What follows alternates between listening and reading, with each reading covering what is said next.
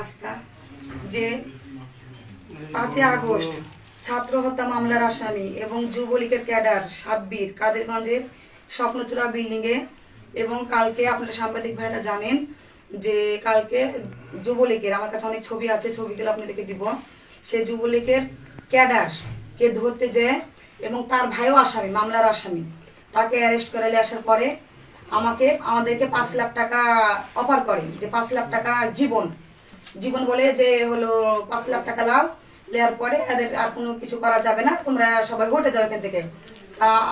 বিথি আর আমার কথা যে আমরা আওয়ামী লীগকে ধরতে এসেছি, আমরা আওয়ামী লীগকেই ধরবো, পুলিশের আইনে তাকে দেবো। তো তার 5 লাখ টাকা আমরা লিনি। আজকে সন্ধ্যের সময় ইফতারি টাইমে আমার বাসায় একজন ইফতারি দিতে আসে, মিলুর নির্দেশে, মিলু কালাম এদের নির্দেশে একজন ইফতারি দিতে আসে, এসে বলে যে আপা ইফতারি লাও। তো বললাম কেন ইফতারি? তো বলে ইফতারি। তো তুমি 5 লাখ টাকা কালকে নিলা না, তো আজকে তুমি 5 লাখ টাকা লাও আর বিথি আপাকে বলো যে মামলাটা তুলে ফেলতে। তো বললাম ভাই ওটা তো মামলা আমার না, আমি কি করে বলবো? তো বলেছো কালকে আমাদের গডফাদারকে উঠে দিয়েছো না, এবার তুমি সামলাও। দিয়ে আমি বললাম ভাই বছর করার দিন, আমি কিছু বলতে চাই না। তো বললো ঠিক আছে, আমি আর ইফতারটা লিনি। না লিয়ার পরে 5 আগস্ট ছাত্র হত্যার মামলায় আসামি এবং যুবলীগের ক্যাডার সাব্বির কাদেরগঞ্জ স্বপ্নচূড়ায় বিল্ডিং এ থাকে। আমরা জানতে পেয়ে ওখানে যাই। যুব দলের মহানগর সদস্য সচিব জীবন, বিএনপি নেতা মিলু এবং কালাম, ছাত্র দলের মনির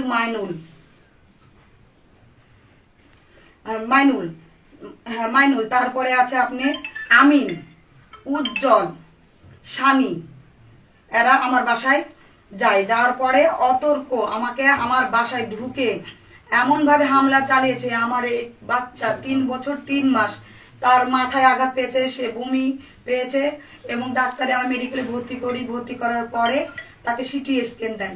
এই বাচ্চা এরকম মরা অবস্থা। তো সাংবাদিক ভাইরা আমার এই যে ঘাড়ে মেরেছে, আমি সব রেপোর্ট কাগজগুলো করি, আমার পায়ে মেরেছে, ঘাড়ে মেরেছে, সব কাগজগুলো আছে, কাগজগুলো আপনাদেরকে দেখাবো। আর জলিল আছে, জীবনের বাপ আওয়ামী লীগ করে জলিল। জীবনের পথ কি বললেন?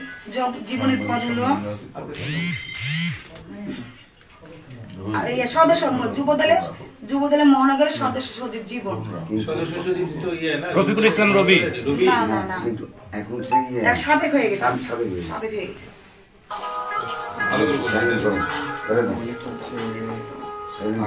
আপা আপনি এবার কোনো কাগজ টাগজ না দেখে শর্টে যারা যারা হামলা করেছে তাদের নামগুলো বলবেন, এটাই সবচেয়ে ভালো। ইফতারির পরে আমার কাছে টাকার অফার দেয় যে 5 লাখ টাকা নিতে হবে, এই 5 লাখ টাকা তুমি নিয়ে নাও, দিয়ে মামলা তুলে দাও, যা হওয়ার হয়ে গেছে। আর কালকে যে তুমি এই মামলার আসামি তুলে দিলা, এই অ্যাপ তোমার কিশোরে দিতে হবে। দিয়ে জীবন, মিলুর নির্দেশে, কালামের নির্দেশে, শানি, এরা সবাই এসে ছেলেপেলে জোগাড় করে, 1-150 ছেলেপেলে আমার বাড়িতে এসে আমার বাড়ির টিন ভেঙে ফেলে দিয়েছে। আমার বাড়ির কিচ্ছু নাই, একটা পানি খাবো সে গ্লাসটাও আমার নাই। আমার অপরাধ কি? আমি বিএনপি করি, এখনো যদি আওয়ামী লীগের দোসররা হয়ে একটা বিএনপি কে নির্যাতন করে, এই বিচার কার কাছে চাইবো?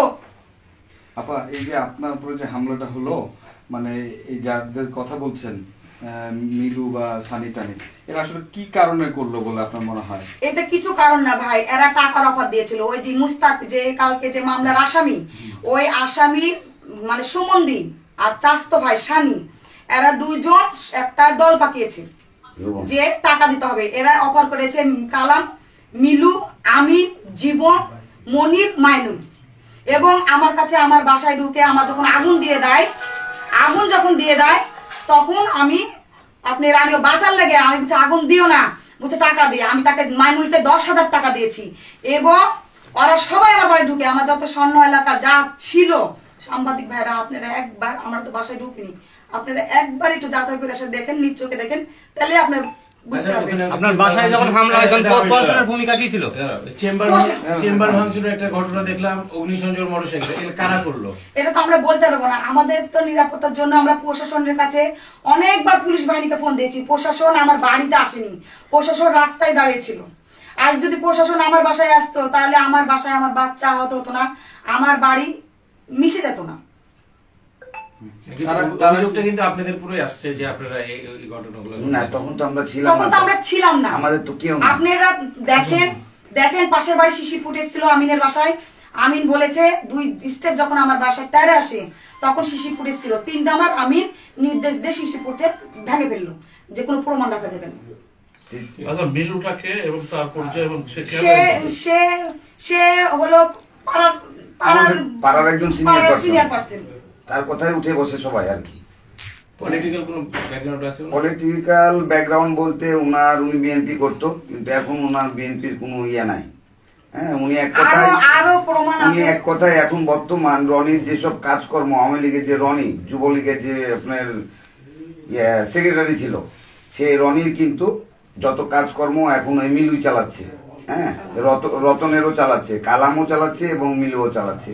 এরাই কিন্তু এখন দেখভাল করছে। আর আমরা যখনই আওয়ামী লীগ পাড়ার থেকে উঠিয়ে চাচ্ছি তখন কিন্তু তারা বাধা হয়ে দাঁড়াচ্ছে, যে পাড়ার মানুষকে তোমরা কেন এগুলা করছো, পাড়ার মানুষ সব পাড়া কোন জায়গায়? দড়ি করবো না। কিন্তু আমরা চাচ্ছি যে আমরা আওয়ামী লীগ যে আমাদেরকে 5 তারিখের আগে আমাদের সঙ্গে যে অত্যাচারগুলো করেছে, যে আমরা বাসায় থাকতে পারিনি, বাসায় আমরা ঘুমাতে পারিনি, আমাদেরকে থানায় ধরিয়ে দিয়েছে, পুলিশ দিয়ে ধরিয়ে দিয়েছে, আবার ছাড়িয়েছে, যে আমাদেরকে বলেছে যে তোমরা আন্দোলনে নামবা না, তোমরা এই আন্দোলনে থাকবা না, তোমরা এলাকা ছেড়ে দাও, তোমরা তোমাদের নিজের পার্সোনাল মোবাইলও বন্ধ করে রাখো, মোবাইলে কোনো স্ট্যাটাস দেওয়া যাবে না, কোনো কিছু লেখা যাবে না। এইভাবে মনে করেন আমাদেরকে হুমকি ধুমকি দিয়েছে 5 তারিখের আগে। এখন আমরা এই আওয়ামী লীগের উপর অ্যাকশন নিচ্ছি, তখন মনে করেন আমরা খারাপ। আজকে আমাদের বাড়ি ঘর ভাঙচুর পুরানো সবকিছু তারা। আমার এই বাচ্চাটা কি করেছিল, আমার এই শিশু বাচ্চাটা কি আমরা করেছিল? এত রিকোয়েস্ট করছি যে ভিতরে বাচ্চা আছে, বাচ্চা আছে, বাচ্চা আছে, টিন উপর থেকে টিন মনে করেন ভেঙে ফেলে দিয়েছে, ছাগল টাবল দিয়ে উপর থেকে গোটা ইট দিয়ে আমার এই বাচ্চাটার মাথায় লেগেছে। কিন্তু এই মাথার সিটি স্ক্যানও করা হয়েছে, সব রিপোর্ট আছে আমাদের। হুম। আচ্ছা, আপনি একটা বক্তব্য দিয়েছিলেন আপনার বাসায় যে লাভলি আপা জানানো তার সাথে তারেক রহমানের একটা সম্পর্ক আছে। জি, অবশ্যই। সেই বিষয়টা আপনারা এখনো জানিয়েছেন কিনা কেন্দ্রে? না, এটা আমরা কেন্দ্রে এখনো জানাইনি বিষয়টা, আমরা লাইভে আছি এখন।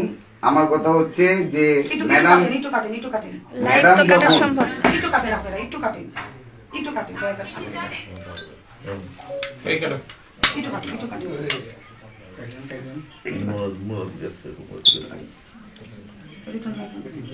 দাও।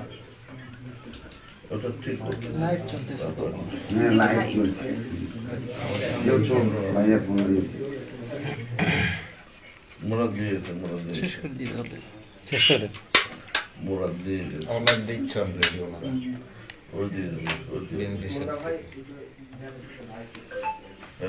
একটু বাঁচাই কথা রিমোট দিয়েছে না।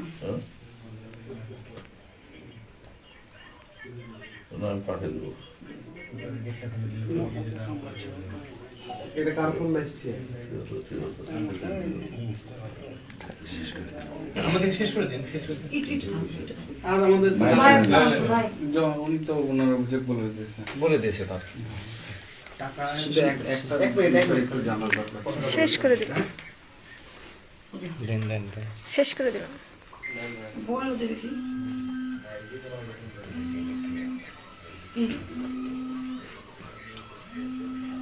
নাম্বার